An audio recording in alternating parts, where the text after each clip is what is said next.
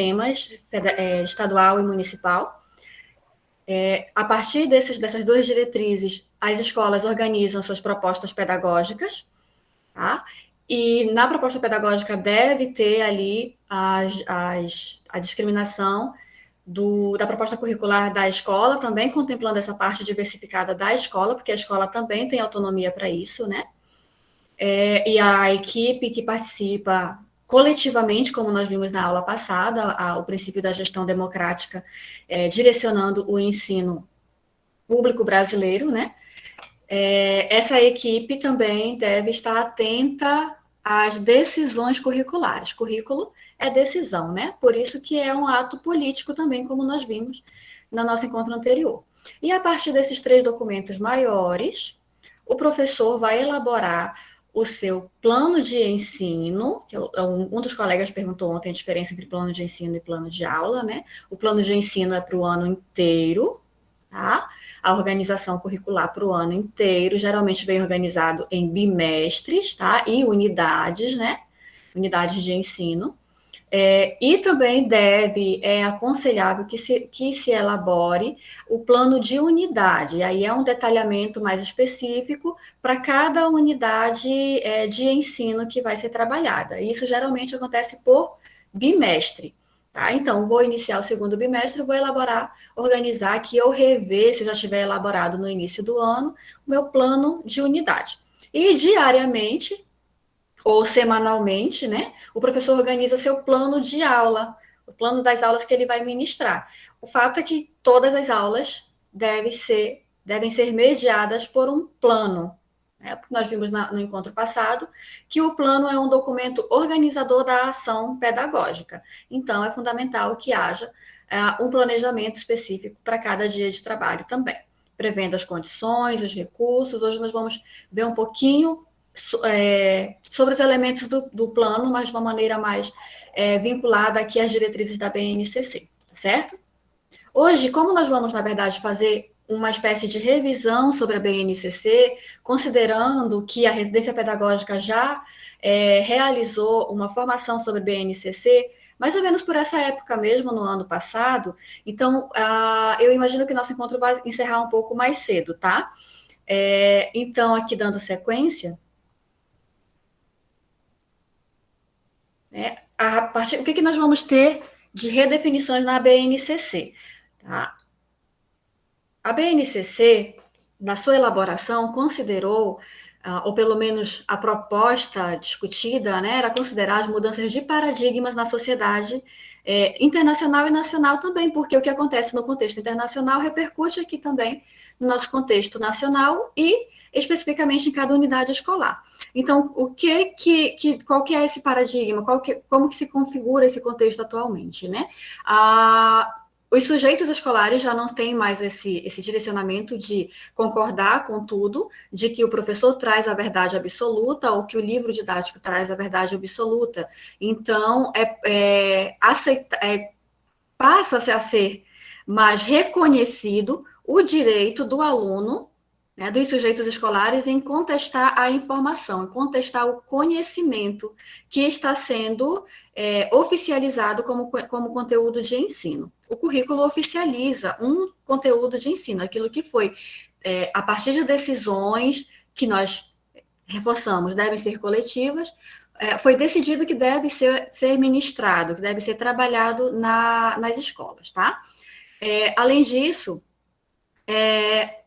levou-se também em consideração que em muitas unidades escolares, em muitos contextos, houve tropeços ao buscar inovar com base em teorias. Só um pouquinho que a minha imagem fica pequena aqui, só trocar. Tropeços ao buscar inovar com base em teorias que são inevitáveis e exigem vigilância didática. Então, exige-se do professor um trabalho mais direcionado também à atenção àquilo que ele está fazendo.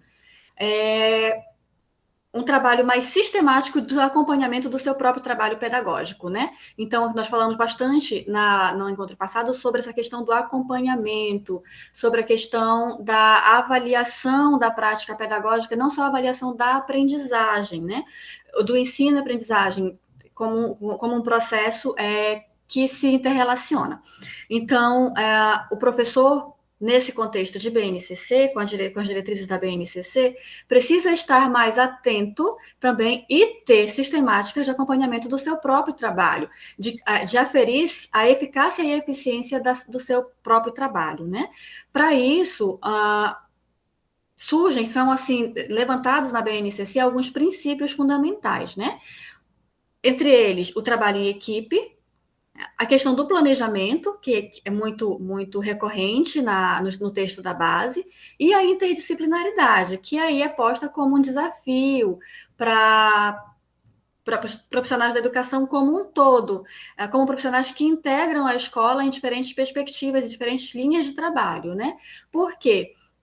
Não dá para o professor fazer um trabalho interdisciplinar quando se pensa na formação do sujeito social e quando se pensa na constituição de uma comunidade de aprendizagem, que é o que se pretende que a escola seja. Não dá para considerar o trabalho do professor dissociado dos outros agentes educacionais que também compõem a escola. Então, pensar numa comunidade de aprendizagem é pensar também num trabalho interdisciplinar, num trabalho multifacetado, né? Então, nessa perspectiva, a função da escola acaba sendo muito mais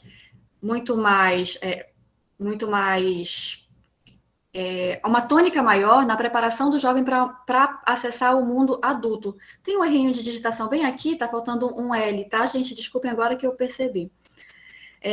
Então, essa preparação para o mundo adulto, e aí nós vamos ver a definição de competências e habilidades desde da educação infantil, que se voltam também aí para a relação do eu com o outro, da questão da formação da identidade, isso muito mais delimitado na BNCC do que nos outros documentos curriculares que direcionaram a educação brasileira nos momentos anteriores, né? Os referenciais curriculares, os parâmetros curriculares e as próprias diretrizes curriculares também, tá? E aí, a partir dessa função da escola, ou dessa tônica maior na função da escola de preparar o jovem para acessar o mundo adulto, o trabalho do professor deixa de ser focado no conhecimento generalista, naquela especificidade, naquela matéria específica que é de domínio, digamos assim, do professor, né? Então, o professor de língua portuguesa, ele precisa movimentar o seu conhecimento, que é específico num campo,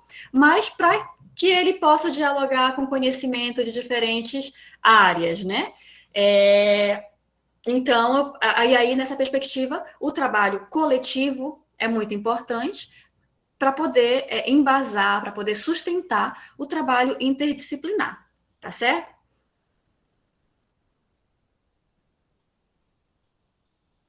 Então, a BNCC se organiza com foco nos direitos da aprendizagem, né? E a gente vai ver lá na educação infantil, essa questão dos direitos de aprendizagem.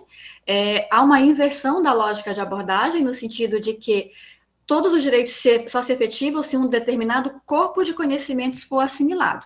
Então, o direito de aprendizagem na verdade, constitui o direito do aluno, né, em aprender determinado corpo de conhecimento, determinado conjunto de conhecimento, para que possa se inserir nesse mundo adulto, se preparar, e aí a BNCC também traz muito forte essa tônica da preparação para o trabalho. Né? Então, o que é o mundo adulto? O adulto, no senso comum, né, dentro daquilo que que o senso comum espera de um adulto, funcional é um adulto que trabalha. Então, dentro da perspectiva, principalmente da perspectiva neoliberal, tá, gente? Então, e aí, claro, na abordagem sociológica, diferentes vertentes, diferentes interfaces do trabalho, tá? Então, a BNCC traz essa questão do direito à aprendizagem. E qual é a crítica que os estudiosos fazem? Né? Que, na verdade, o indivíduo não tem direito só à aprendizagem do corpo de conhecimento, essa é a crítica. O indivíduo, o estudante, tem direito à educação, e a educação é muito mais do que a aprendizagem de conteúdos. Tá? Então, o foco da BNCC, e aí, novamente, a crítica daqueles que se opõem à configuração da base, por ser um documento altamente conteudista, né? Uma abordagem altamente conteudista que foca na preparação para o trabalho, né? No direito de aprendizagem, que é muito mais restrito do que o direito à educação plena, né? E aí a Constituição Federal assegura como finalidade da educação o desenvolvimento integral do ser humano, né? Também a preparação para o trabalho, também o exercício da cidadania, mas assegura a educação integral, formação integral, né, do ser humano. E aí essa inversão de lógica vai vai estar sustentada a partir dos documentos legais brasileiros, né, que trazem aí como princípios a equidade, a formação de cidadãos críticos, a garantia dos direitos, a escola democrática, né, e o respeito às... Para mim está cortado aqui. Eu vou ter que diminuir um pouquinho, que eu acho que está cortando para vocês também, não está? Só um pouquinho. Está sim. Você não consegue colocar naquele modo de apresentação, não? Talvez ficasse melhor. Que aí, isso, agora eu acho que está dando para ver tudo. Conhecimentos explicitados e aferidos por instrumentos de avaliação, né? Isso, está ótimo agora. Está dando melhor. Eu consigo projetar melhor no PDF, que eu acho que tem um pouquinho de... Fico mais confortável a minha visão aqui para acompanhar. Ah, tá bom. Tá?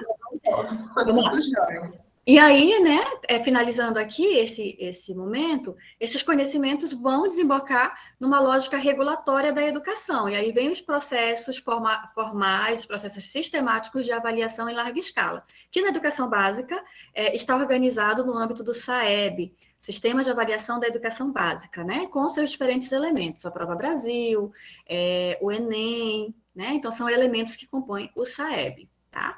E assim, a gente sempre fala muito em avaliação, e é importante destacar que a avaliação, a regulação, ela é importante, né? Precisa regular as práticas educacionais, sim.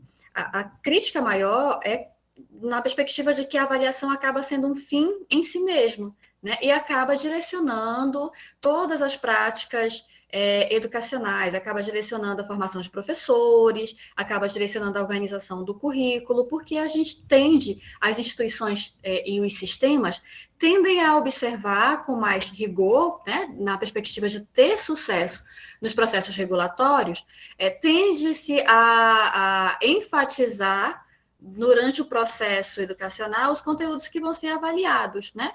E aí, por isso, nós sabemos que o conhecimento que é avaliado é um conhecimento que foi validado por agentes externos ao contexto de inserção da escola. E aí, as avaliações acabam não alcançando aspectos que são importantes para o nosso contexto em que a escola está circunscrita, né? Então, são conhecimentos que acabam não sendo considerados nas avaliações de larga escala, tá? Mas a reflexão aqui sobre a avaliação não é em desconsiderar ou colocar que as avaliações em larga escala elas não deveriam acontecer. São necessárias, sim, né? É fundamental regular a oferta de serviços públicos, é fundamental regular a oferta de direitos, o desenvolvimento dos direitos fundamentais. Na educação é um direito fundamental, é um direito social. É importante que o Estado acompanhe a qualidade, de alguma forma, a qualidade do que é desenvolvido, do serviço que é ofertado à população. Tá? Agora, nós sabemos também que a educação, na maneira como ela é organizada, vai servir a diferentes propósitos, diferentes objetivos que coadunam com os objetivos daqueles que a organizaram, né? E aí, o que vai ser avaliado, na verdade, também é o alcance desses objetivos. Nós falamos bastante sobre objetivos educacionais na aula passada, né? Então, a BNCC, o currículo de referência, o currículo básico comum, né, vem atualizar conceitos e termos utilizados na educação brasileira. Então, nós estamos assim com uma enxurrada de terminologias novas, né, das quais nós estamos nos apropriando e precisamos nos apropriar. Então, até há 1 ano e meio atrás, 2 anos, não se falava em direito de aprendizagem. Então, é uma terminologia nova, né?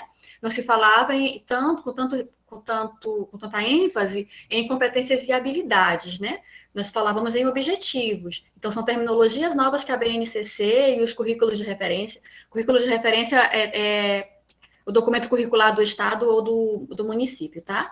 O currículo básico comum, CBC é o currículo básico comum, tá? Então, essa atualização de conceitos, né, de terminologia, que muitas vezes nos deixa um pouco confusos, né? Nós precisamos estudar um pouquinho mais, saber a diferença sobre essas terminologias, né? Olha, a própria questão, o currículo de referência, isso era algo que não fazia parte do nosso cotidiano pedagógico. E hoje, para você elaborar o seu plano de aula, você precisa olhar o currículo de referência do Estado, o currículo de referência da rede onde a sua escola está inserida. Também há uma alteração na sequência de habilidades, aí a partir das revisões que foram realizadas. Teoricamente, atribui um caráter mais contemporâneo a diversos conteúdos, né? Porque a revisão curricular também vem nesse sentido de os currículos as redes precisaram fazer a revisão curricular a partir das diretrizes nacionais, e aí há uma atualização, né? Dos conteúdos que devem ser trabalhados obrigatoriamente na rede, resguardada a questão da parte diversificada do currículo, tá? E a questão do currículo para a educação infantil, e aí também é um outro ponto de crítica à BNCC, porque a ideia que se construiu aí historicamente sobre a educação infantil é de uma educação voltada ao desenvolvimento integral da criança, né? O desenvolvimento dos aspectos, o desenvolvimento humano nos seus diferentes aspectos. E a BNCC vai trazer uma ênfase que não acontecia antes na questão da escolarização e da alfabetização. Tá? Então, no desenvolvimento de habilidades relacionadas à alfabetização. Então, o que se tinha antes era que a alfabetização iria acontecer a partir do primeiro ano do ensino fundamental, né? A educação infantil estaria direcionada, estaria focando no desenvolvimento de competências e habilidades que permitissem, posteriormente, a criança ser alfabetizada com mais tranquilidade, mas no primeiro ano do ensino fundamental. E aí eu lembro que, quando foi instituído o ensino fundamental de 9 anos, eu participei da elaboração da proposta curricular para o primeiro ano do ensino fundamental aqui em Santarém. Né? E aí ficava toda aquela questão, né? Se a educação infantil não alfabetiza, como é que essa criança vai chegar aqui no primeiro ano do ensino fundamental? O que nós vamos trabalhar? Qual é o conteúdo, o foco aqui do primeiro ano do ensino fundamental?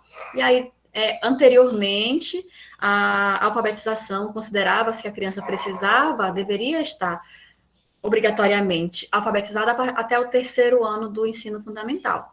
E, mais recentemente, passou-se para o segundo ano do ensino fundamental, né? Mas a BNCC traz agora uma ênfase maior na alfabetização na educação infantil, no desenvolvimento, né, de aspectos alfabetizadores na educação infantil. Então, isso é importante, inclusive, para a equipe que deve, acredito que o professor Angélica, o professor Washington também, deve trabalhar a nova proposta de projeto para residência pedagógica no ano que vem. É importante observar esses marcadores aqui da BNCC. Tá?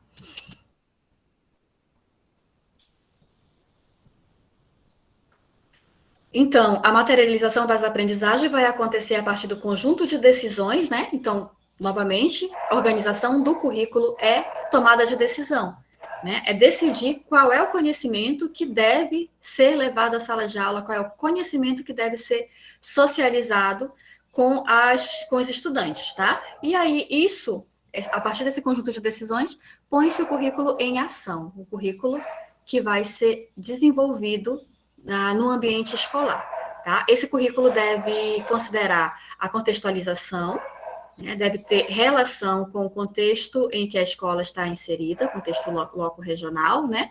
Metodologias e estratégias didático-pedagógicas, recursos didáticos tecnológicos, procedimentos de avaliação, competência pedagógica das equipes que vão desenvolver. Então, veja que quando a gente fala das equipes, não estamos falando apenas de equipe docente, né? Nós estamos falando da equipe escolar que vai desenvolver esse trabalho como um todo. E aí, se a escola tiver bibliotecário, coordenação pedagógica, a gente tem aí na escola pública uma legislação que determina as equipes constituídas por psicólogos e assistentes sociais também, né, que deveria ter sido já efetivada até dezembro de 2020, e a gente ainda não viu isso acontecer. Então, são equipes pedagógicas, tá? São sujeitos das equipes pedagógicas, e aí lembrar da abordagem interdisciplinar, que tem que estar permeando todo esse trabalho, certo? Esses profissionais que eu mencionei são profissionais de apoio, né, de apoio ao trabalho pedagógico que vai ser realizado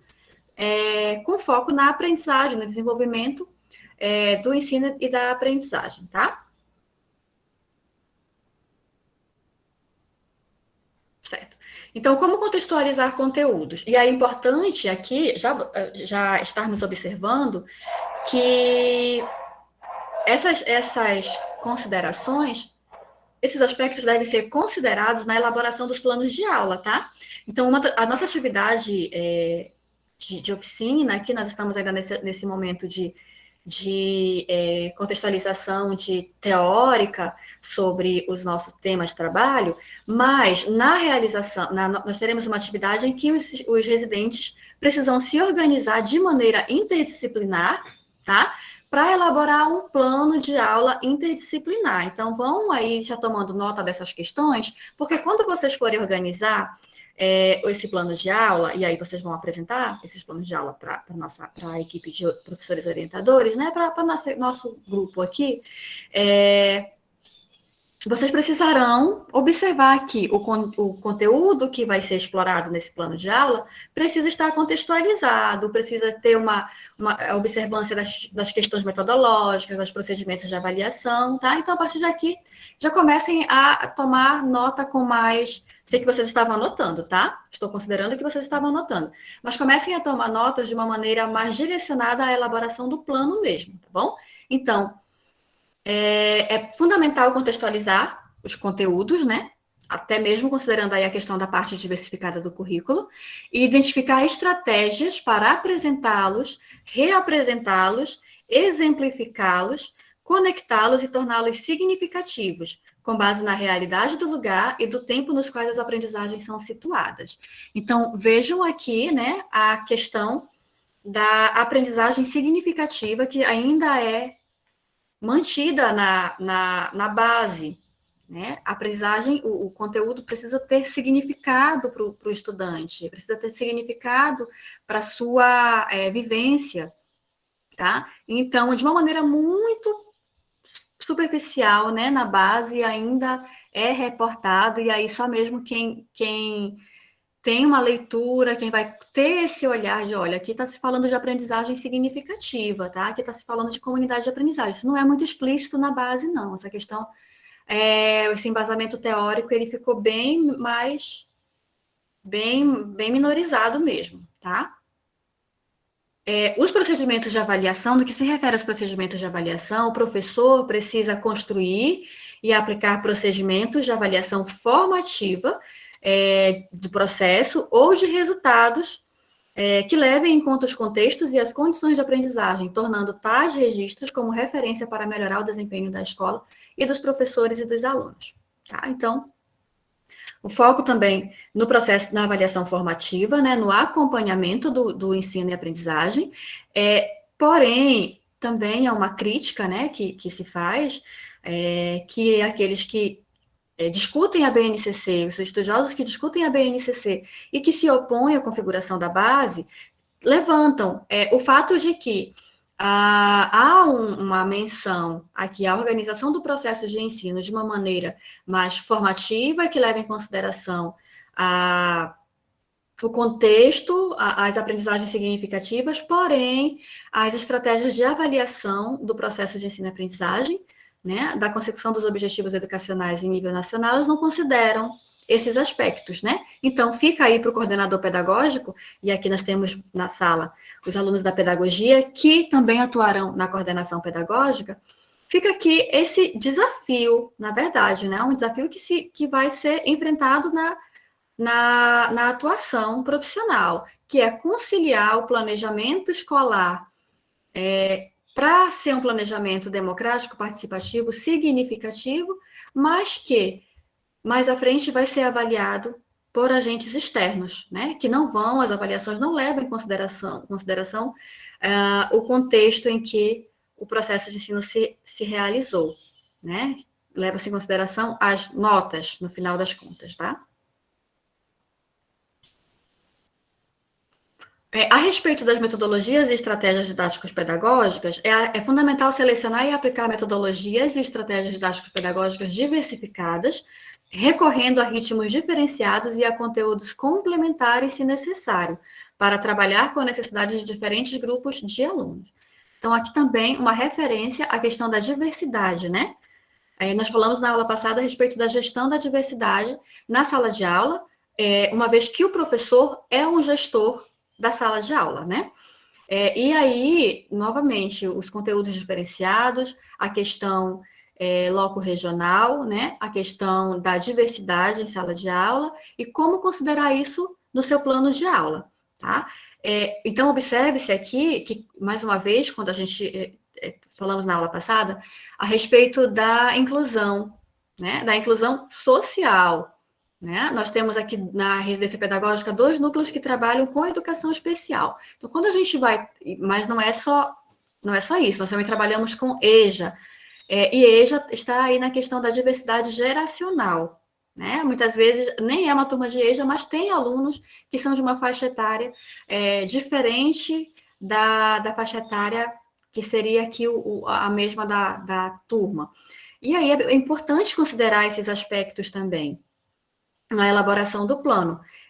Quando você vai elaborar seu plano, você precisa estar atento à diversidade que compõe a sua turma, tá? Então, no caso da educação especial, mas que aí é uma questão que requer, inclusive, outros profissionais de apoio, tecnologias assistivas, né? É importante que no plano de aula haja um espaço em que você registre como o seu aluno, que é público da educação especial, será atendido, tá?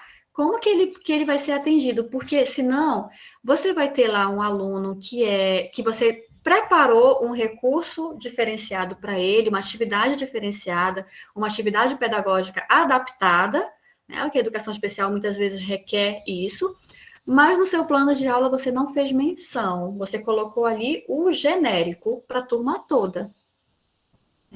Isso nós estamos vendo muito assim na elaboração dos planos de aula dos professores. Tem um aluno que fala-se, né, aluno de inclusão, mas no meu plano de aula não faz menção, esse sujeito foi invisibilizado na sala de aula. Tá? Então, eu preciso colocar isso, e também na educação superior, né?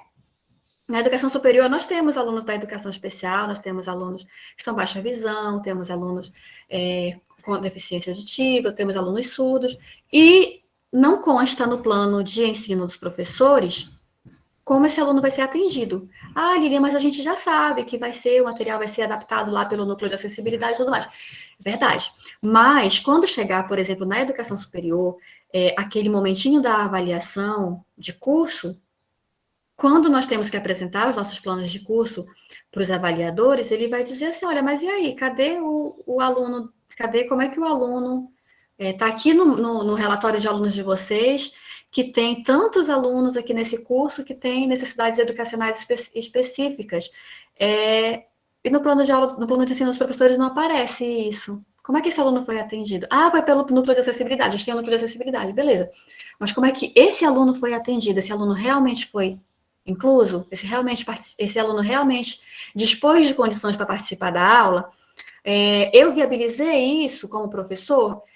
Né? Então, são questões que se levantam e que nós, enquanto planejadores da educação, precisamos estar atentos, não deixar essas lacunas. Então, como que eu faço, por exemplo, com alunos que têm necessidades específicas quando estão na minha sala, né?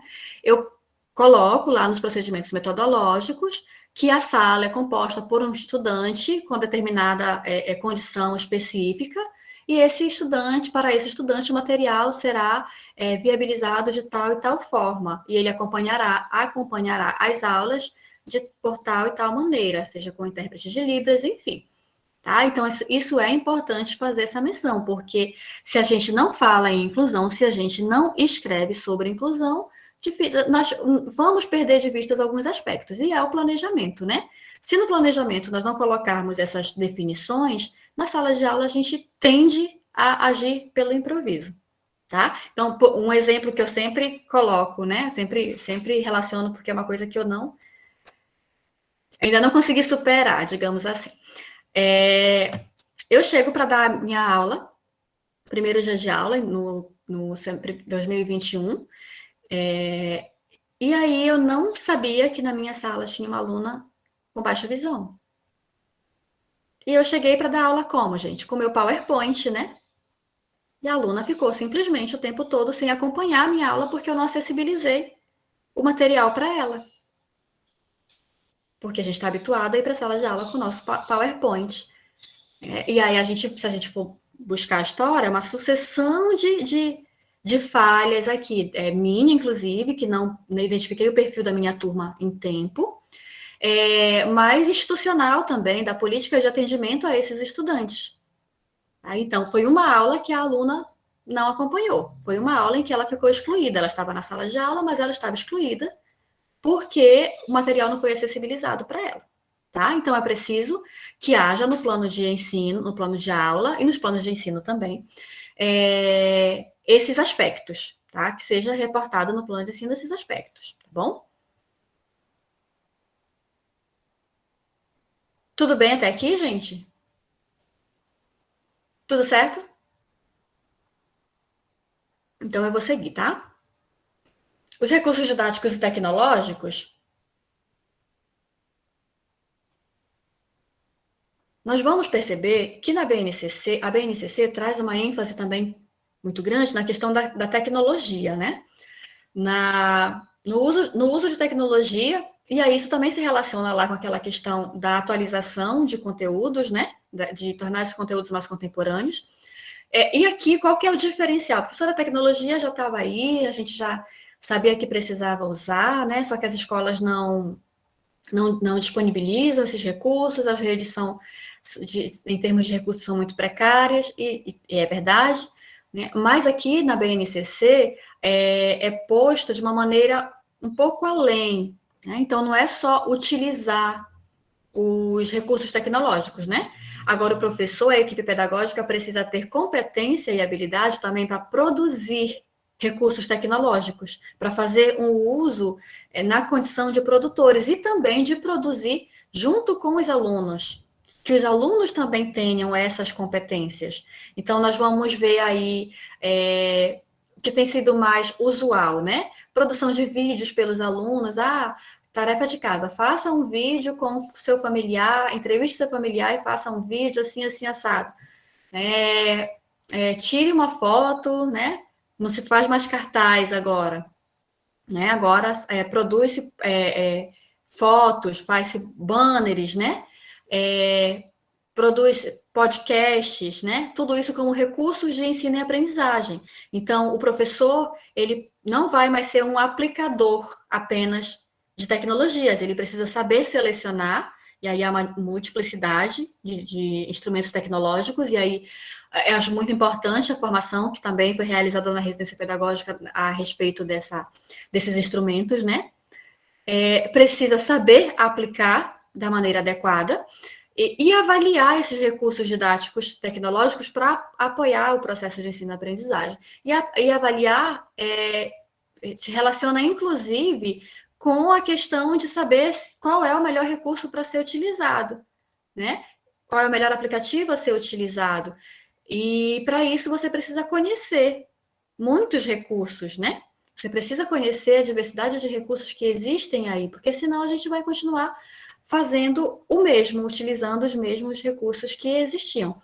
Claro que alguns recursos, eles são mais usuais mesmo. Por exemplo, a questão dos PowerPoints, né? Do PowerPoint, a gente utiliza bastante. É efetivo, né? Nós conseguimos utilizá-los e atender os objetivos em que nós estamos propondo. Mas existem outros também que, de repente, podem estar auxiliando muito mais efetivamente o processo de ensino e aprendizagem, tá bom? Então, lembre-se disso também, porque na elaboração do seu plano de aula interdisciplinar, vocês vão elaborar, você precisa também contemplar a questão dos recursos tecnológicos, tá? E considerando a realidade da escola pública, né, de famílias que são desassistidas, que não têm acesso a tantos recursos assim, tá bom?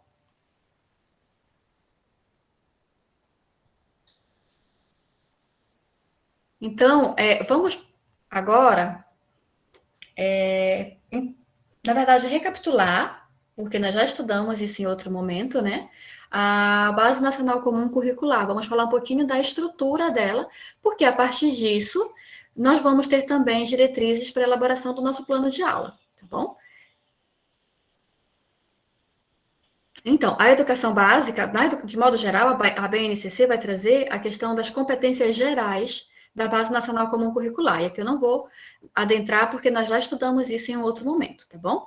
Na educação infantil, nós vamos ter a questão dos direitos de aprendizagem e desenvolvimento, tá? E aí, eu também já comentei isso um pouco antes, e não vou adentrar aqui.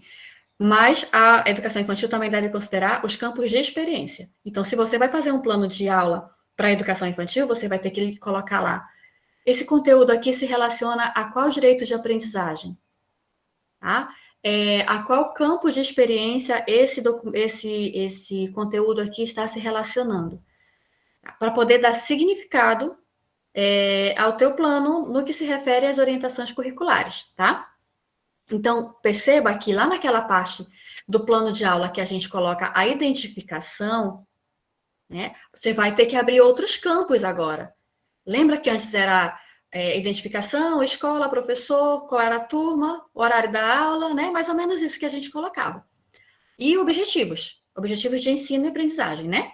Agora você vai precisar colocar os direitos de aprendizagem que você está desenvolvendo, que você pretende desenvolver com essa aula, tá? E o campo de experiência, porque senão se perde, dissocia.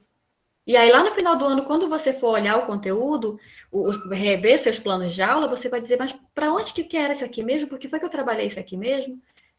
A qual direito de aprendizagem está se relacionando aqui? Então, note que aí você já vai abrir um outro campo no seu documento plano de aula, tá? O ensino fundamental está organizado na BNCC por áreas do conhecimento. E cada área do conhecimento tem suas competências específicas. Tá? Dentro das áreas de conhecimento, nós vamos ter os componentes curriculares. Tá? Se o currículo da rede ou o currículo da escola estiver organizado por disciplina, tá? Antes disso, eu preciso dizer para vocês que há diferentes formas de organizar o currículo, tá? O currículo pode ser disciplinar, o currículo pode ser interdisciplinar, o currículo pode ser transdisciplinar, multidisciplinar, intercultural e por aí vai, tá? Vai depender muito do contexto onde essa escola está localizada. Então, isso, notem, é tomada de decisão, né? Alguém, um grupo, vai se reunir, vai se organizar e vai tomar decisões sobre o formato, sobre a organização desse currículo, tá? Mas aqui na BNCC há uma diretriz de que se priorize a perspectiva interdisciplinar. Agora, veja bem, para eu organizar um currículo interdisciplinar e uma aula interdisciplinar, eu não posso fazer isso sozinha. Eu preciso reunir com os meus pares para tomar decisões e ver de que maneira a interdisciplinaridade vai ser efetivada, tá certo? Então, os componentes curriculares também vão ter competências específicas. E se você está dando aula para o ensino fundamental, lá na identificação do seu plano de aula, nos elementos que vão compor o seu plano de aula, você já vai precisar também abrir um campo sobre qual é a área do conhecimento, identificar qual é a área do conhecimento, tá? Antes a gente colocava lá disciplina, né? Matemática. Agora você vai colocar a área do conhecimento, qual é a competência específica que aquele conteúdo vai colaborar para desenvolver, para que o aluno desenvolva, competência e habilidade, tá? Vai colocar os conteúdos curriculares, lembram? Antes nós colocávamos só conteúdo, né? Conteúdo da aula. Agora você vai colocar conteúdo, componentes curriculares, né? E as competências específicas do componente curricular, para poder entrar na parte do conteúdo. Então, notem que esse plano de aula ele vai ficar maior, vai ter mais informações, tá certo? Então, aqui, ó, aqui embaixo tem informações do lado esquerdo sobre a organização dos objetivos de aprendizagem para a educação infantil, né? De 0 a 6 meses, de 1 ano e 7 meses, aliás, perdão, de 0 a 1 ano e 6 meses, que é um grupo, é um agrupamento de estudantes, tá? Dentro da base, não dentro da sala de aula, não há enturmação na sala de aula, tá? Mas dentro da definição de objetivos de aprendizagem na base. De 1 ano e 7 meses a 3 anos e 11 meses, também é um outro agrupamento de objetivos de aprendizagem, tá? De 4 anos a 5 anos e 11 meses. Também tem um outro grupo lá de objetivos de competências e habilidades que vão ser desenvolvidas, melhor dizendo, tá bom? E aqui no ensino fundamental, aqui do lado direito, ó, as unidades temáticas, que são lá organizadas, os objetivos de conhecimento que você vai colocar, perdão, os objetos de conhecimento que você vai colocar, tá? Que aqui são lidos como os conteúdos propriamente ditos, tá? E as habilidades que os alunos vão desenvolver, isso tanto para os anos iniciais quanto para os anos finais. Bom? Gente, tudo bem até aqui? Essa parte é um pouquinho mais enrolada porque nós não estamos muito habituados a falar delas. Mas tudo bem até aqui? Anotaram aí direitinho o que precisa ter no plano? Precisa que eu repita alguma coisa até aqui? Pessoal, vamos interagir com a professora Lilian. Mas se tiver tudo bem, também não tem problema. Segue. Aos alunos do estágio, a mesma atividade será computada como primeira nota, como uma das notas do estágio, tá bem? Então vamos lá. Professora, as dúvidas são só na hora de fazer. Então, no ensino fundamental, as áreas do conhecimento favorecem. Sempre na hora de fazer que dá as dúvidas. Verdade. Então, no ensino fundamental, as áreas do conhecimento favorecem a comunicação entre os conhecimentos e saberes dos diferentes componentes curriculares.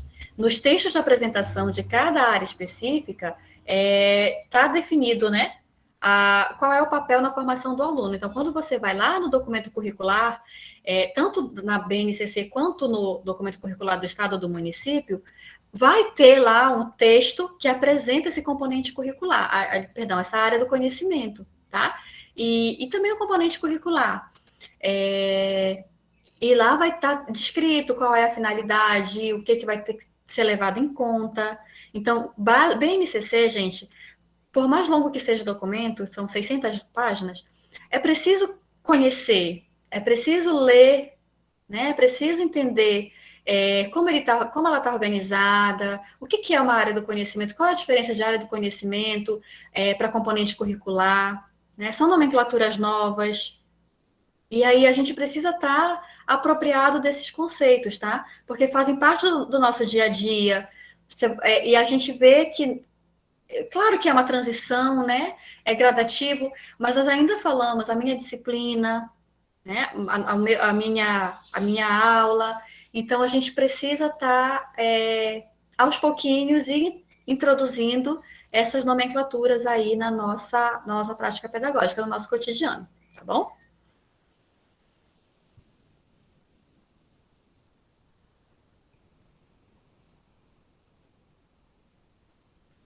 Tá, então, as competências específicas da área explicitam as 10 competências gerais que se expressam em cada área do conhecimento. Então, cada área do conhecimento tem lá também as suas 10 competências, tá? Quando você for colocar no seu plano, você vai colocar competência geral da área. O que você vai estar trabalhando? E claro que cada competência geral vai ter um conjunto, né? Um corpo de conhecimentos a ser desenvolvido, de conhecimentos, né? Conteúdos a serem desenvolvidos. Então, digamos, normal, vai aparecer mesmo em diversos planos de aula a mesma competência diária, tá? O componente curricular, tá? E as competências específicas do componente curricular que vão possibilitar a articulação horizontal e vertical entre as áreas. E o que é isso? É a interdisciplinaridade. Então, você vai ver que as competências específicas do seu componente curricular, do componente curricular que você ministra, da matemática, da física, da língua portuguesa, vai se relacionar, se articula de maneira horizontal e vertical com outras competências de outras áreas específicas também, de outros componentes específicos também. E aí, o pulo do gato para a interdisciplinaridade é achar essa articulação, esses pontos de articulação, tá? Isso só vai acontecer se você mantiver uma relação dialógica com os seus colegas de trabalho, com a sua equipe de trabalho.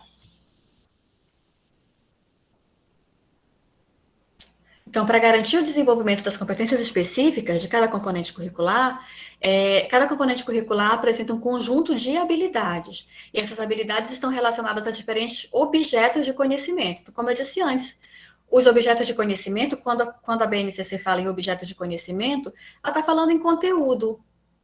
É o que nós chamaríamos antes de conteúdo, tá?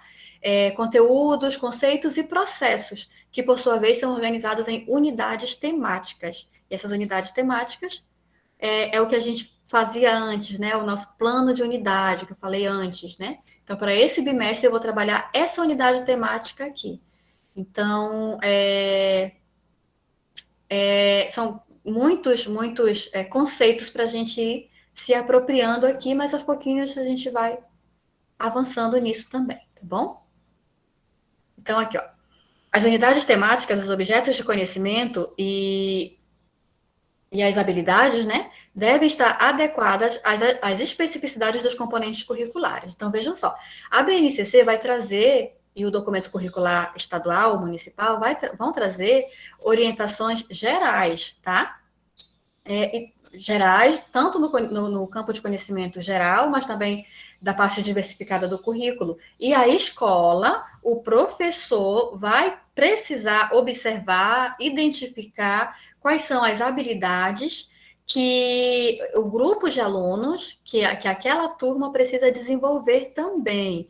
Então, a questão das habilidades, quando você for relacionar no seu plano de aula, você não vai ficar limitado apenas àquilo que está escrito na BNCC ou no documento curricular da rede, tá? Você vai também fazer Você que acompanha a sua turma, né? Você já está fazendo suas anotações. Lembra que a gente falou na aula passada sobre fazer esse acompanhamento diário da aula, né? Sistematizar, fazer anotações. Então, você também vai observar nos dados que você levantou durante a aula, né? Se você é um professor pesquisador, quais são as habilidades que os seus alunos precisam e podem desenvolver através desse corpo de conhecimento, desses objetos de conhecimento que você vai trabalhar na sua aula de amanhã, tá bom? E vai identificar isso também lá no seu plano de aula. Então, mais um elemento que precisa aparecer lá no seu plano de aula, tá? As habilidades a serem desenvolvidas pelo seu aluno. Quais habilidades ele pode desenvolver, precisa desenvolver a partir desses objetos de conhecimento que você está levando na sua aula. Tudo certo?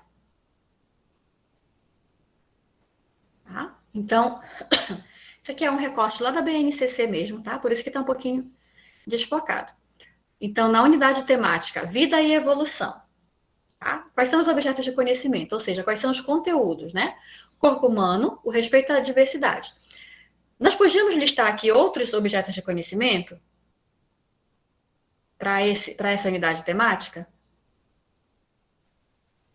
O que vocês acham?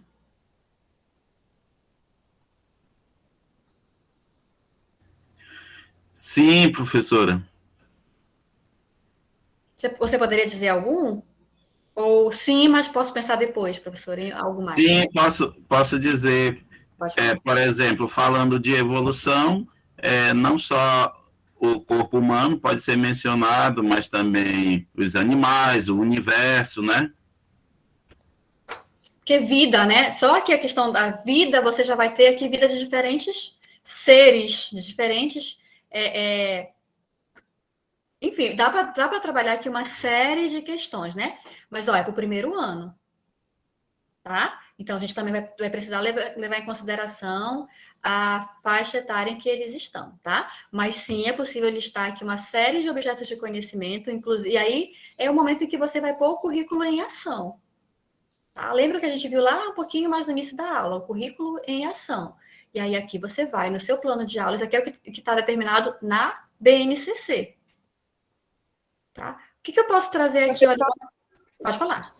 Acho que talvez uma ideia também é porque é primeiro ano, né? Então teria que começar ainda com a noção de tempo e tal. Então, do tempo, como é que decorre, como é que o futuro. Talvez no de ciências uma questão de até aquela coisa da plantinha mesmo.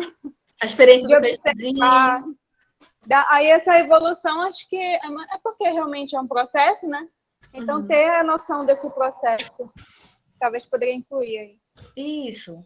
E aí aqui a BNCC já vai trazer, né, as competências básicas, as habilidades gerais, tá? Que é aqui, ó. O que ele precisa saber aqui nesse momento? Qual a competência, as habilidades que ele tem que ter? Tem que ter habilidade para localizar, nomear e representar graficamente por meio de desenhos parte do corpo humano e explicar suas funções. Discutir as razões pelas quais os hábitos de higiene do corpo, lavar as mãos antes de comer, escovar os dentes, limpar os olhos, o nariz e as orelhas, são necessários para a manutenção da saúde.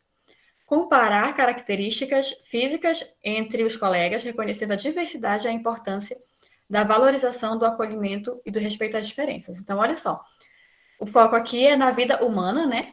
Nas ciências, mas pode se desenvolver aqui outros objetos do conhecimento e outras unidades temáticas também, tá? Então, vocês estão vendo aqui, ó, esse código que vem logo no início da habilidade.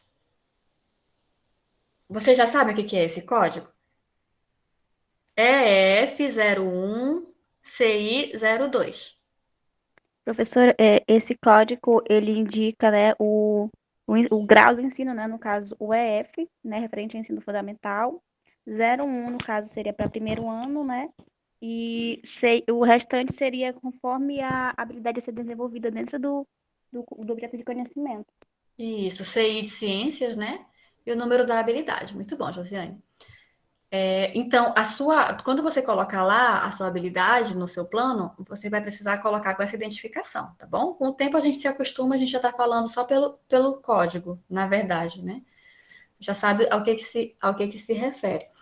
E aí a escola pode, dentro da proposta curricular da escola, definir novas habilidades aqui, tá? E também fazer sua codificação. Tá bom? Então, coordenadores pedagógicos que vão lá na frente estar direcionando, atuando na organização da proposta pedagógica das escolas, isso é possível e isso é um trabalho que você vai estar à frente, tá certo?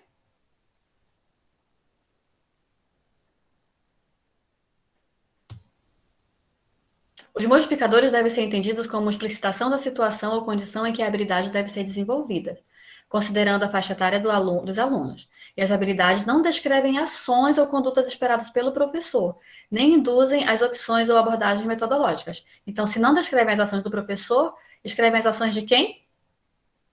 Do aluno, né? Descrevem o que se espera do aluno, tá?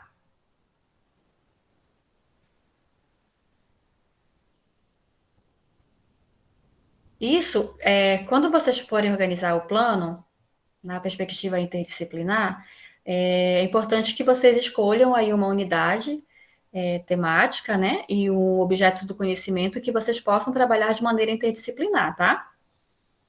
Vocês participaram da formação com o professor Washington na semana passada, não foi?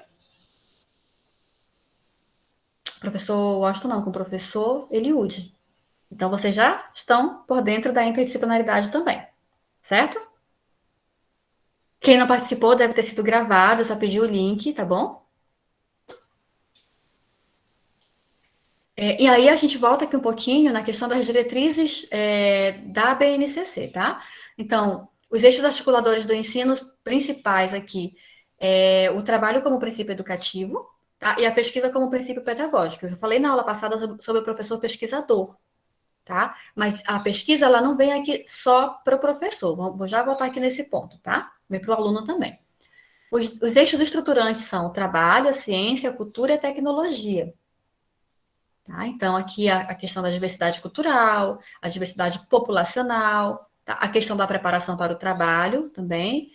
Notem que o trabalho ele é bem também reforçado, tá? Tanto nos eixos articuladores quanto nos eixos estruturantes, tá? A integração dos conhecimentos, então a questão da interdisciplinaridade e a contextualização histórica e social, tá? Foco aqui também na questão loco-regional, tá? Não perder de vista o contexto nacional e internacional, mas também foco nos aspectos locais e regionais. Porque quando a gente fala em desenvolvimento humano sustentável, nós precisamos muito levar em consideração o contexto de inserção, tá? Então, aqui vamos entender um pouquinho mais sobre a questão dos eixos articuladores do ensino, tá? A pesquisa como princípio pedagógico é capaz de levar o estudante em direção a uma atitude de curiosidade e de crítica, por meio da qual ele é instigado a buscar respostas, tá? Então, gente, aquela questão, aquela curiosidade que o aluno tem, geralmente na educação infantil, que pergunta, né? Que indaga, que investiga, nós precisamos mais do que nunca, que conforme a BNCC está instigando, tá? Então, não tem aquela coisa do professor que não quer que o aluno questione, pelo contrário, isso é saudável, sempre foi, e agora está aqui no documento curricular nacional, tá? Eu vi um caso de uma aluna autista, numa escola privada aqui de Santarém, que a professora perdeu a paciência com ela porque ela perguntava muito. E perguntar era um comportamento repetitivo para ela, na verdade, principalmente quando se tratava do hiperfoco dela. Né? E aí ela teve toda uma situação, os pais foram chamados, porque uma criança que estuda muito, né, que lê bastante, e parecia que ela estava afrontando a professora. Parecia não. A professora tomou como uma afronta, como se ela estivesse querendo polemizar a aula. Então, olha o quanto que o professor precisa estar atento à questão, muito específico do professor, né? Tem professor que não gosta de ser questionado, mas ele é um direito do estudante, inclusive, fazer questionamentos, tá? E o trabalho como princípio educativo deve-se considerar o trabalho como espaço de formação do sujeito, um processo que permeia todo o ser do indivíduo e constitui sua especificidade. Então, né, diferentes sociedades, diferentes formas de trabalho. Meus vizinhos estão fazendo reforma. Peço desculpas para vocês.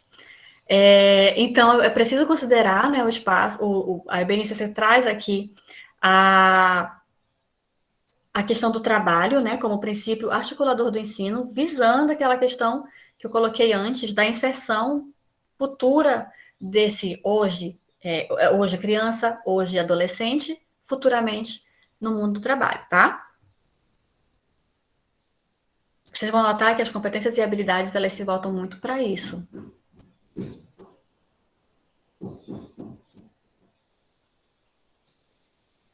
E, olha, acabamos. Acho que acabamos. Só ver aqui se é a última aula. É, isso mesmo. Eu achei que nós íamos terminar, tipo, umas 9h30. Devo ter falado muito rápido e vocês nem me avisaram, porque a minha programação adiantou. Bem, tudo bem até aqui? A gente pode começar a falar um pouquinho sobre a organização do plano, da atividade de vocês? Alguma dúvida até aqui? Então, pessoal, alguma dúvida? Vocês querem fazer alguma pergunta à professora Lília? Está tudo entendido? Como está essa questão? Professora, eu gostaria de fazer Pode falar, Josiane. Depois eu vou fazer uma pergunta também.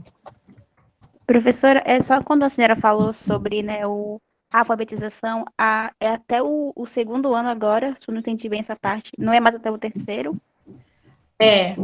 Atualmente, acho que, não lembro agora o momento, o ano em que mudou, né? Considera-se precisa estar alfabetizado até o segundo ano, um rigor maior. Então, Que, na verdade, é um processo muito, muito variável, né? Para cada aluno.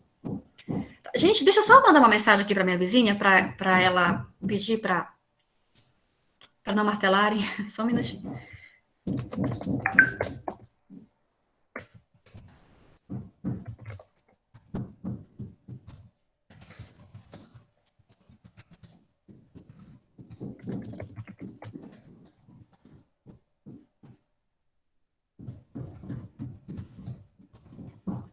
Só um minutinho. Ela já me respondeu, tá, gente? Ela já vai.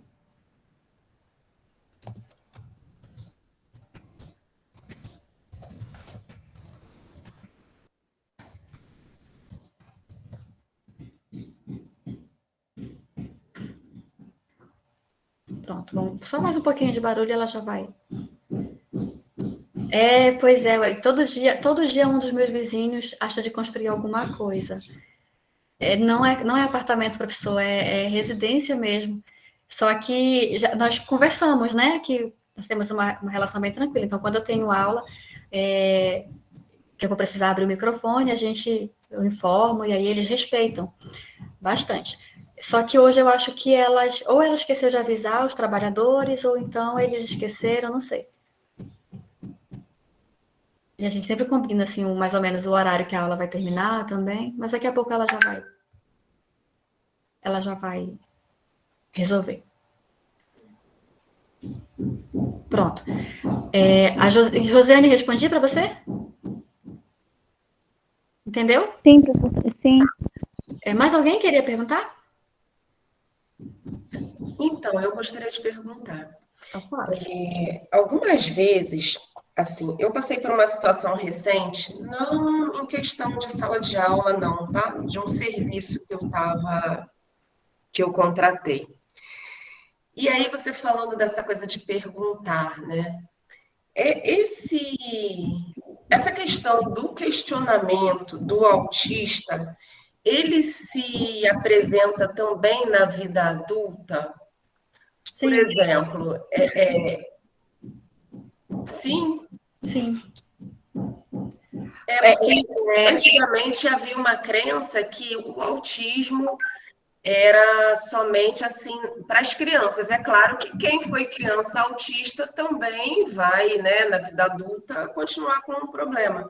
Mas algumas vezes ele pode se desenvolver tardiamente, ou a pessoa sempre teve e nunca tratou. Sempre teve. E talvez nunca tenha sido diagnosticado. Há muitos casos de diagnóstico na vida adulta. Bom, para começar, para quem não sabe, o meu filho é autista. Meu filho tem 8 anos. O autismo, na verdade, é um espectro, né? Um espectro.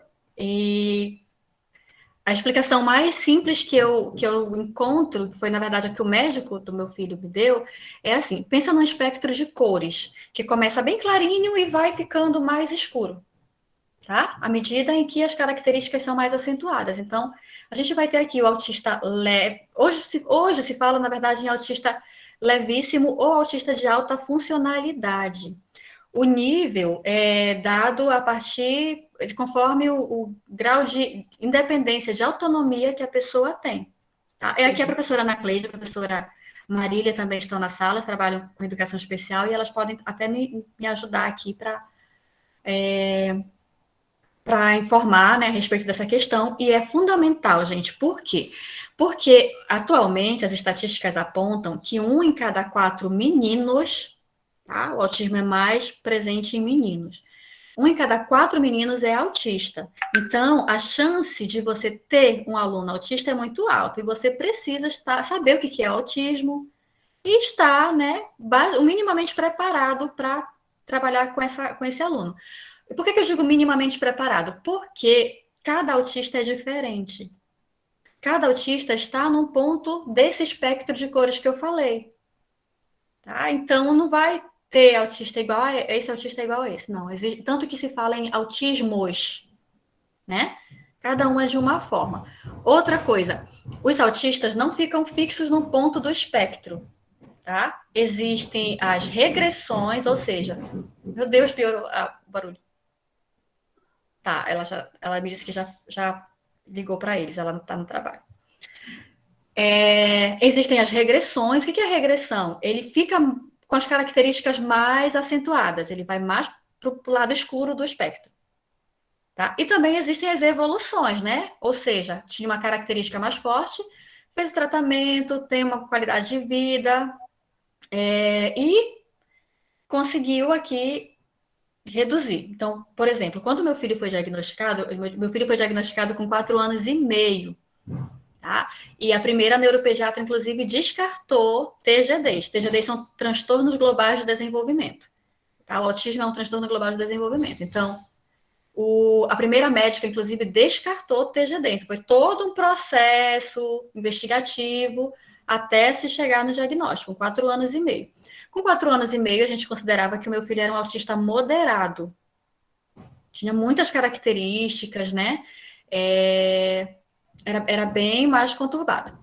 Hoje, a gente considera que hoje, quarta-feira, 17 de novembro, é um autista de alta funcionalidade.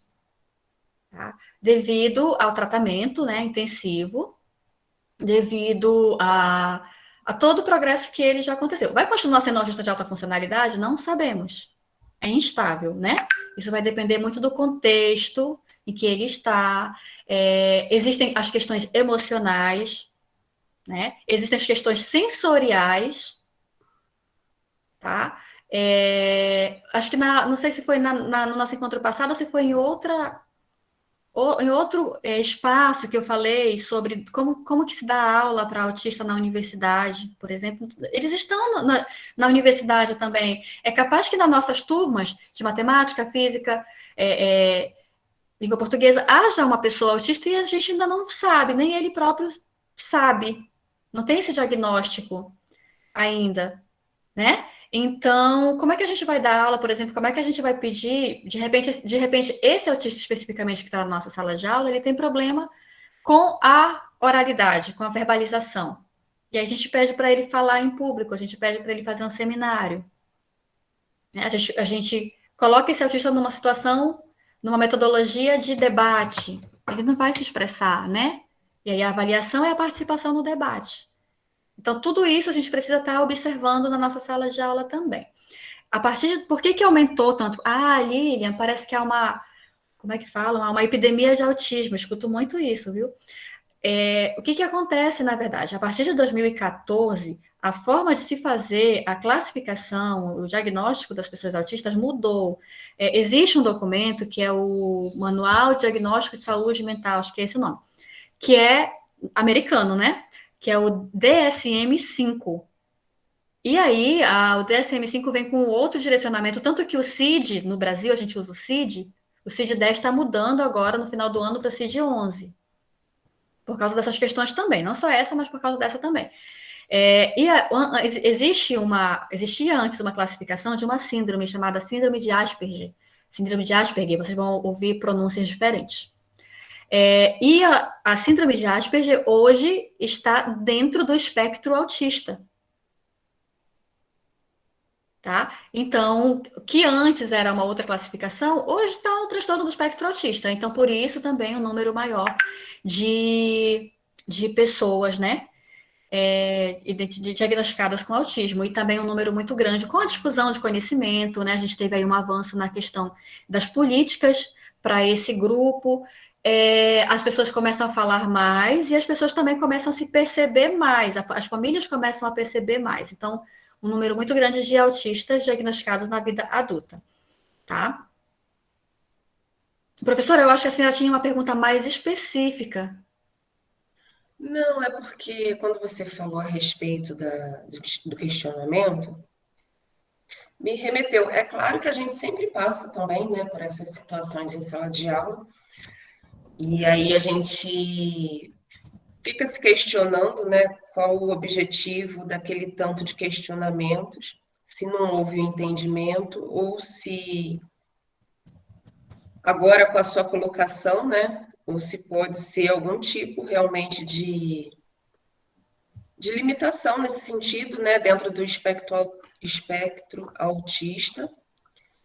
E no caso recente que eu passei, foi com um prestador de serviço, né, quando você falou que a aluna fazia diversas perguntas e a professora se sentiu afrontada, eu, assim, no sentido de eu terminar de falar uma coisa e ele vir e me perguntar, dona Angélica, é o que mesmo? O que foi que a senhora falou? Aqui eu não sei o que ou eu não sei o que?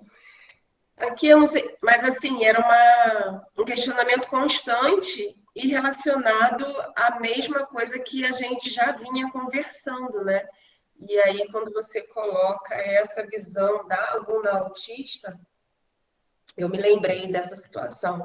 É uma situação recente que eu passei, coisa de um mês, e esse profissional, em conversa com ele, assim, né, durante o serviço que ele estava fazendo aqui em casa, ele chegou a comentar comigo que ele tem um irmão que é autista, mas eu acho que o autismo desse irmão dele é um grau severo, né? Porque ele não, apesar dele interagir com as pessoas, ele não desenvolve nenhuma atividade profissional, ele não estuda, né? Quer dizer, aí também vai da criação e de como foi conduzida, é o que você falou, né? Que depois dos tratamentos que foram feitos com seu filho, ele hoje já está em uma outra situação.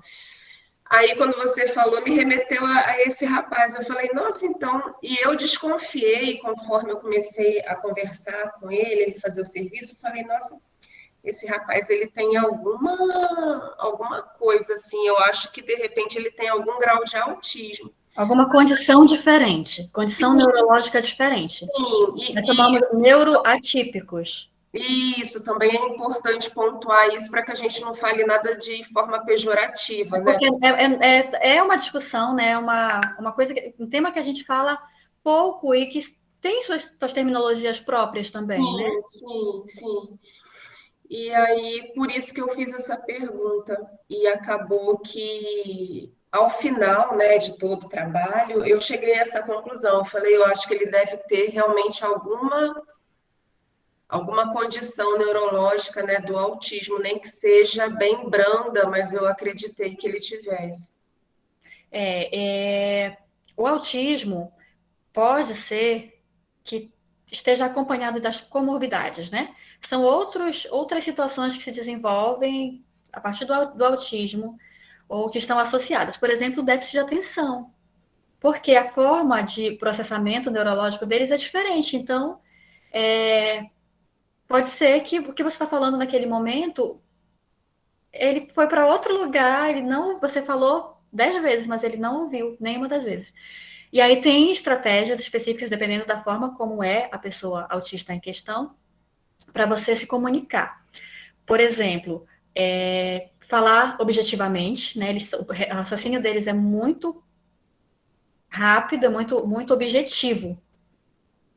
Tá? Por isso que, ai, nossa, Lilian, seu filho nem parece autista, mas ele precisa de material pedagógico adaptado, ele precisa de acessibilidade pedagógica. A forma como a professora expõe o conteúdo para a turma não é a mesma forma como ela tem que expor o conteúdo para ele. Entendeu? Então, por quê? Porque se ela ficar lá dando voltas e falando da evolução das espécies, não sei o que, não. Tem que objetivar a informação. Tá? E também tem a questão dos hiperfocos, né? Quando a senhora fez a pergunta, eu achei que talvez pudesse ser um hiperfoco, ele estivesse tão focado no que ele tinha que fazer que ele queria entender minimamente, né? Os mínimos detalhes ali do que ele tinha que fazer. Mas eu acho que era mais uma questão de déficit de atenção, de mais alguma coisa assim, né? De repente um TDAH, a neuropsicóloga do meu filho fala que autismo e TDAH andam juntinhos. Às vezes meu filho chega na porta e volta, mãe, o que era para eu fazer mesmo? Filho, é só para fechar a porta, meu filho. Aí ele vai e desliga a luz. Filho, olha para mim, desligue a luz. Agora fecha a porta. Então você tem que fazer as informações bem objetivas para ele. E a gente vai aprendendo isso, observando nossos alunos no cotidiano, relacionando, né? Estudando, importante estudar. Não sei se vocês sabem, mas tem professor no ICED que é autista, professor que está aí, que tem uma carreira. A limitação não é o limite, gente. É claro que depende, talvez vocês tenham visto agora o caso de uma família em Santarém, que a mãe está fazendo uma vaquinha online para buscar tratamento fora, porque é um quadro de autismo severo e que ela não consegue estabelecer um tratamento efetivo aqui em Santarém. Eu também não consigo, na verdade, os médicos do meu filho são de fora. Tem tudo isso, né? Para se considerar. Então, vou repetir o termo correto, professor Austin, são pessoas neuroatípicas. Tá? Nós, né, via de regra, somos neurotípicos. Tá? E eles são neuroatípicos. Então, é uma questão de diversidade neurológica. Tá? E aí, poxa, professora, mas diversidade étnico-racial, geracional, a gente observa, a gente vê. Como é que eu vou saber da diversidade neurológica? Estudando, né, gente? Estudando porque, inclusive, a legislação da educação especial, e isso não é só para pedagogo, tá? A legislação da educação especial diz que a escola deve fazer estudo de caso. Então, o que é estudo de caso? É uma metodologia científica de pesquisa, né? Deve fazer estudo de caso dos alunos, inclusive para disponibilizar o atendimento educacional especializado dentro da escola, inclusive para o aluno que não tem laudo. Tá? Laudo não é obrigatório para se realizar atendimento pedagógico especializado, atendimento educacional especializado. Quem faz o atendimento educacional especializado? As professoras de educação especial. Aqui nós temos a professora Marília e a professora Ana Cleude, que estão conosco lá nos grupos de trabalho na Exeriel. Tá bom? Como se faz para descobrir se a pessoa é autista ou não? Que profissionais buscar? Na verdade, uma equipe multiprofissional, tá? Psicólogos, né? Psicólogos. Aqui tem se fortalecido um pouquinho mais a questão dos profissionais que atendem autismo, a pessoas autistas, mas ainda é muito limitado, tá? O diagnóstico é comportamental. Então, você precisa entender certas características, e só são 3 características comuns no autismo. As outras todas vão variar de autista para autista. Qual que é? A deficiência das habilidades de comunicação e interação social. Quando a gente fala deficiência, não é só aquele autista que não interage, porque a gente pensa isso também. Ele é autista, ele não fala. Ele é autista, ele não quer sair do quarto, ele não tem uma vida social. Não. É também, sabe aquela pessoa que é para mais, que é invasiva? Eu falo, né? Meu filho é invasivo às vezes, é inoportuno, se mete na conversa de todo mundo, fala pegando em ti, tá? Todo mundo que faz isso é autista? Não necessariamente, cada autista é de um jeito diferente, tá? Mas é uma relação, se estabelece uma relação, uma interação com o outro que não é o habitual, digamos, não é o convencional. Tá? Então, a deficiência nas habilidades de comunicação e interação social, comportamentos repetitivos, e aqui pode ser qualquer coisa. Tá? Qualquer coisa. Por exemplo, eu digo que o comportamento repetitivo do meu filho é cantar, que é a ecolalia. E repetir também. Meu filho leu um livro hoje, acabou de ler o livro, ele sai repetindo o livro inteiro. Livro. Ele repete, ele tem uma memória que eu queria ter essa memória também, mas eu não tenho. Tá? Então, é um comportamento repetitivo. Fazer tudo sempre da mesma forma. Apego à rotina, né? Que é um comportamento repetitivo também. E a outra característica, a professora Ana Cleude, me ajude que eu já esqueci. O comportamento, a habilidade de comunicação e interação social, comportamento repetitivo e... Comportamental, né? Hoje, os últimos estudos estão falando mais da díade do autismo, né? A questão sociocomunicativa e comportamental. Antes, era a tríade do autismo. E aí vai se estudando, mudando esses termos, né? De acordo com as pesquisas. Como você falou, cada aluno que se apresenta na escola, como nós trabalhamos diretamente com ele, tem comportamentos diferentes. Então, há muito de professores que falam, esse aluno, ele olha nos olhos, já mudou aquela questão que alguns alunos, né, do espectro não olham nos olhos. Então, muitos mitos já caíram. Muitos dos estudos que desde 1911 foram feitos, né, desde da descoberta, lá por Kenner, Blair, foram mudando.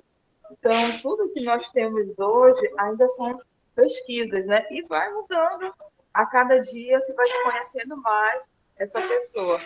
Na escola que eu trabalho, nós temos hoje um número maior de crianças atendidas com espectro.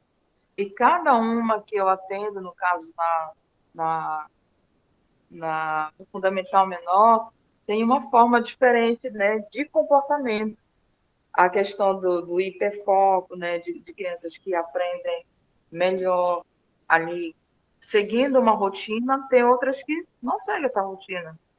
Tem outras crianças que têm as comorbidades, que no caso déficit de atenção, que precisam de estratégias específicas para seguir aquele conteúdo que você programa algo, mas no momento que vai aplicar aquela metodologia, tudo aquilo que você tem planejado cai por terra, porque a criança ela está com outro foco, e você vai tentando fazer essa intervenção de acordo com o que ela apresenta naquele momento. A construção desse vínculo professor e aluno é fundamental, porque nós, muitas vezes, dentro de todo esse planejamento que é feito, não conseguimos fazer. Eu tenho aqui 100% organizado, às vezes 20% eu consigo, e 80% eu vou ter que replanejar tudo aquilo que foi organizado com as características, né? Para um vai dar certo, para outro eu vou ter que mudar a minha estratégia, e assim nós vamos tentando todos os dias conseguir essa atenção compartilhada junto com os alunos que apresentam, né, o autismo. Obrigada, professora. A tríade, no caso, o outro elemento seria a questão sensorial, tá? Inclusive, na definição legal do autismo, o que é a pessoa autista, e aí é importante dizer que, no aspecto legal, para todos os efeitos, autismo a pessoa autista é uma pessoa deficiente, tá?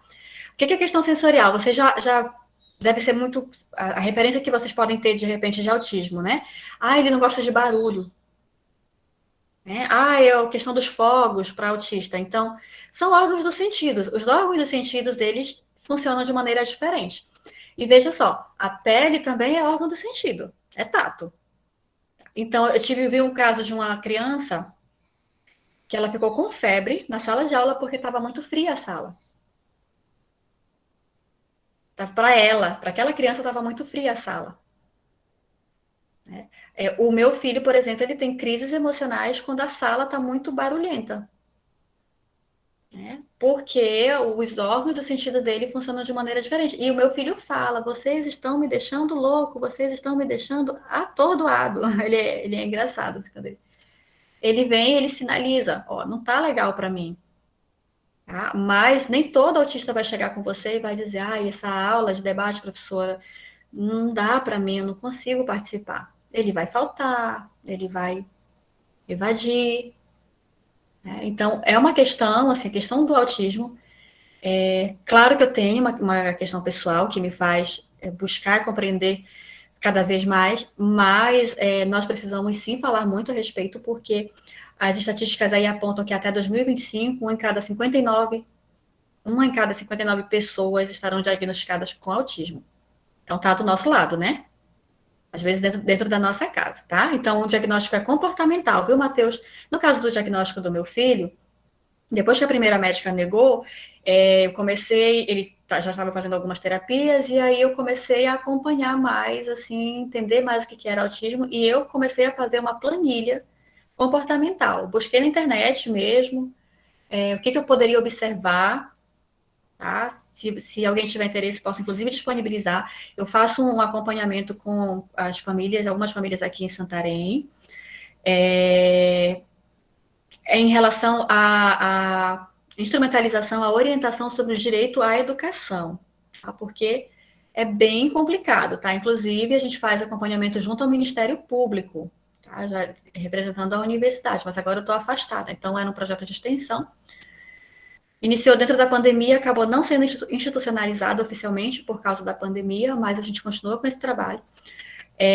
Porque há uma negativa de direitos muito grande, tá, gente? Muito grande mesmo. Uma coisa que eu ouvi, assim, eu fiquei da rede municipal, né? A família me procurou e disse que a escola tinha dito que não oferecia um atendimento educacional especializado na educação infantil, porque a criança da educação infantil não precisava. Não existe. Você estabelecer que, olha, o autista leve não precisa de apoio, o autista leve não precisa de mediador, a educação infantil não precisa de acompanhamento educacional especializado, você está padronizando. E a educação especial, o princípio da educação especial é justamente o contrário. No município. E acredito que não fui na secretaria porque eu ajudei a família a organizar a documentação e a família conseguiu, inclusive, conversar com a própria secretária de Educação a respeito da situação, e aí, não, a gente vai segurar sim, só que não voltou, né, as aulas presenciais na educação infantil. Já tive audiência com a promotoria de educação aqui, com as secretarias de educação de Santarém, Belterra e Mojuí dos Campos, tratando da educação inclusiva no município, né, com a SEDUC também. Então, um trabalho que a gente vem aí acompanhando, mas que o que a gente percebe? Enquanto não busca as forças regulatórias, né, Ministério Público, Conselho Municipal, Conselho Estadual de Educação, as escolas, principalmente privadas, né, principalmente a rede privada, limita muito. Hoje tem um grupo de 8 mães, né? São 6 mães do Cristo Salvador e 2 mães do Santa Clara que acionaram o Ministério Público simultaneamente. Então, não é pouca coisa, não, gente. Então, e outra coisa, na rede pública, inclusive falam para mim, Lilian, por que você não leva seu filho para a rede pública? Porque está tão mais tranquilo? Será que está bem tão mais tranquilo? Será que o professor regular, o professor da disciplina, está realmente fazendo inclusão na sala de aula? Será que está promovendo a acessibilidade pedagógica? Tá? Porque o fato de ter o professor da educação especial, o fato de ter o AEE, o fato de ter o mediador, isso não assegura, gente, inclusão. Tá? O fato de ter um intérprete de Libras na sala não assegura inclusão. O que assegura é postura pedagógica. Tá? Esse que faz a diferença. Professora Ana. Oi, é verdade. Sobre essa questão aí do município, né, todos os professores da educação especial, a coordenação sempre orienta que esse atendimento começa desde a educação infantil até o 9º ano, no caso, que é a responsabilidade do município. Então, quando isso acontece, às vezes, tem profissionais e profissionais, né, professora?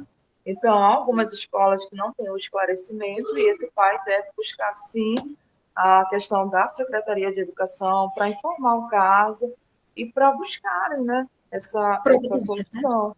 Porque as orientações que nós recebemos, a escola mesmo que eu trabalha com a educação infantil e há os professores lotados só para a educação infantil, para o fundamental menor e o fundamental maior. Então, tem toda essa organização e essa preocupação da própria secretaria, porque está assegurado, tanto pela legislação, que é um direito de todos os alunos, né, de estar recebendo esse atendimento. Os professores da sala regular, como você fala, não são todos que têm essa sensibilidade, assim como acontece em todos os âmbitos, não só no fundamental, mas isso vai até o ensino superior, de ter essa compreensão que esse aluno ele está ali para aprender, ele está buscando algo para se integrar mesmo a essa sociedade, tanto exclui. Então, isso acontece no ensino médio, na escola pública, na escola privada, no ensino superior. Então, é uma briga de todos ainda por uma inclusão que busque o que está escrito na nossa legislação, que é tão bonito. Desde a própria 13.146, que é a lei de inclusão, tá, o direito à educação, direito à saúde, a questão da acessibilidade social em todos os âmbitos, mas isso está bem escrito na lei. A questão atitudinal, a questão do professor na sala de aula, de buscar empatia, se colocar um pouquinho e viver essa situação do outro lado, nós ainda precisamos muito Avançar bastante. avançar. Tá? Então, assim, a escola deve fazer esse estudo de caso, tá? Sempre digo isso, sempre reforço isso. O diagnóstico do meu filho foi feito com base nas minhas anotações, tá? E no relatório da escola. Eu fui até a Casa Azul, eu conversei com as pedagogas lá, me inseri e fui verificar como era que eles faziam o acompanhamento pedagógico dos alunos lá, na Casa Azul, né? Que é o Centro de Atendimento ao Autista aqui em Santarém. E a partir do que eu conversei lá, eu pedi um relatório da escola estruturado com aqueles elementos. E foi mais importante do que os relatórios das terapeutas. E ele fazia terapia há muito tempo, tá? Então, inclusive a fono que acompanhava ele, sei lá, há um ano e meio, ela achava que ele não era autista. Certo? Então, é realmente uma questão comportamental, tá bom? Quem quiser depois conversar um pouco mais sobre autismo, pode entrar em contato comigo. Tá? Inclusive, como eu faço esse atendimento às famílias, eu tenho esses formulários de acompanhamento, de observação de características, tá? A gente vai disponibilizando para que as famílias também possam fazer seus registros aí e ajudar, porque o diagnóstico precoce ajuda bastante. Favorece muito o desenvolvimento, tá? E, no caso de pessoas autistas, a escola é fundamental, porque o autismo é justamente essa deficiência nas habilidades de comunicação e interação social. E onde é que a pessoa vai ter oportunidade de interagir e de desenvolver habilidades comunicacionais? Na escola, tá? Então, a escola é fundamental, a escola é vital para o desenvolvimento de uma pessoa autista, tá? Acho que é isso. Mais alguma pergunta? Eu gosto muito de falar sobre autismo, não me deixem falando, porque eu vou ficar aqui até 12 horas falando com vocês sobre isso.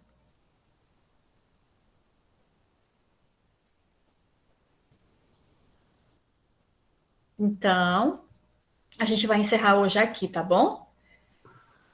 Na próxima aula, nós vamos falar sobre planos, relação entre planejamento, plano e projeto, tá? E o projeto pedagógico da escola, organização e organização do ensino. Apesar de que sobre essa segunda temática, nós estamos falando durante durante os 2 primeiros dias, né? Então, é mais tentar fazer uma pontuação mais específica, mas também não vamos precisar demorar tanto nesse ponto, tá bom? É mais a questão do plano, projeto, do planejamento, plano e projeto, tá bom?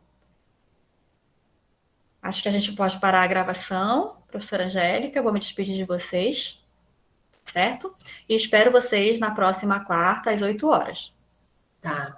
Eu só gostaria de fazer uma complementação de uma mensagem da professora Ana Cleude aqui. Ela disse que a lei 12.764 de 2012 é importante para a leitura de todos os residentes que estão formulando os planos.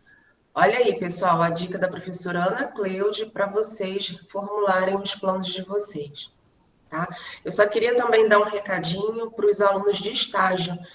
Eu vou tentar marcar uma reunião com vocês ainda essa semana, provavelmente na sexta-feira, ou no final da tarde, ou final ou início da tarde, só para poder ajustar as atividades do estágio às atividades do programa Residência Pedagógica, porque tem muitos alunos matriculados no estágio que também fazem parte do programa Residência Pedagógica. Então, eu vou fazer uma reunião com vocês, só para poder esclarecer, para vocês tirarem algumas dúvidas também, que vocês tiverem, um encontro só nosso, tá? E para eu apresentar também o plano da disciplina de estágio, que vai apresentar a formação da professora Lilian como parte da disciplina. Tá bom, pessoal? Agradeço mais uma vez a disponibilidade da professora Lilian. Professora Lilian hoje fala tão bem sobre os assuntos relacionados à educação. Hoje nos deu uma aula sobre autismo, além de todo o conteúdo previsto, né, dos planos, sobre a BNCC também. E só gratidão, professora.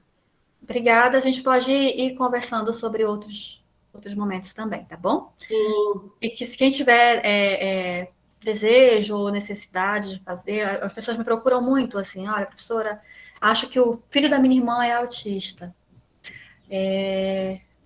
Eu sempre falo que tudo que eu puder ajudar, né?